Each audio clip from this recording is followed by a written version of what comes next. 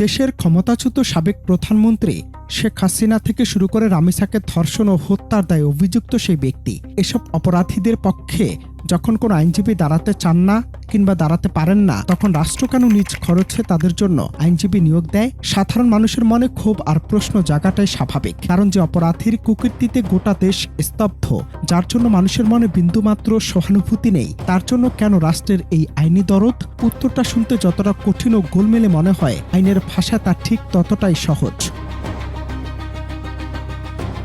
একটি গণতান্ত্রিক রাষ্ট্রের বিচার ব্যবস্থার সবচেয়ে বড় সৌন্দর্য হল ফেয়ার ট্রায়াল বা সুষ্ঠু বিচার। আইনবিজ্ঞানের নীতি বলছে, আদালতে চূড়ান্তভাবে অপরাধ প্রমাণিত না হওয়া পর্যন্ত আইনের চোখে যে কোনো অভিযুক্ত ব্যক্তি নির্দোষ।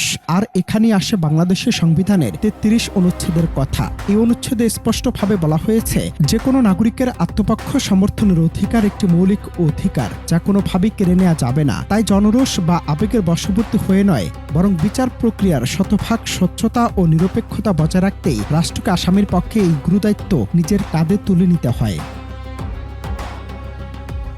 বিষয়টি শুধু সাংবিধানিক অধিকারই সীমাবদ্ধ নেই, এ সুনির্দিষ্ট আইনি বাধ্যবাধকতাও আছে। বাংলাদেশের ফৌজদারি কার্যবিধির ৩৪০ ধারা এবং আন্তর্জাতিক অপরাধ ট্রাইব্যুনাল আইনের ১৭ ধারা অনুযায়ী গুরুতর অপরাধে অভিযুক্ত ব্যক্তি যদি নিজস্ব কোনো আইনজীবী না থাকে, তবে রাষ্ট্র নিজ খরচে স্টেট ডিফেন্স লয়ার বা সরকারি আইনজীবী নিয়োগ দিতে বাধ্য। একবার ভেবে দেখুন, রাষ্ট্রপক্ষ যেখানে বাঘা বাঘা প্রসিকিউটর নিয়ে আইনি লড়াই লড়ছে, সেখানে আসামি পক্ষের যদি আইনজীবী না থাকে, তবে কি প্রাকৃতিক ন্যায় বিচার বা ন্যাচারাল জাস্টিস লঙ্ঘিত হয় না? বিচার যেন এক পেশে বা প্রহসনে পরিণত না হয়, সেজন্যই আইনের চোখে এই সমতা বিধান করা হয়।